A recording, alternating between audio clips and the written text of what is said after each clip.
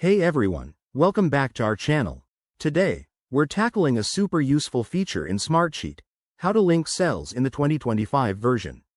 If you're juggling projects, data, or team collaborations, linking cells can streamline your workflow and keep everything interconnected.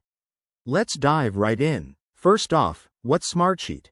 It's a dynamic online tool that combines the best of spreadsheets and project management software, allowing real-time updates and easy sharing. In the 2025 update, linking cells has become even more intuitive, helping you reference data across sheets without manual copying.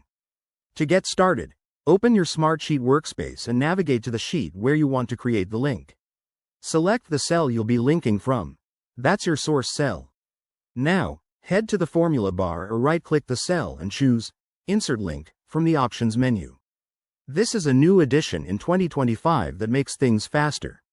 Next, in the Link dialog box, enter the details of the target cell or sheet. You can link to another sheet in the same workspace by typing the sheet name followed by the cell reference, like Sheet 2, A1. Don't forget to specify if it's a one-way or two-way link for better data flow.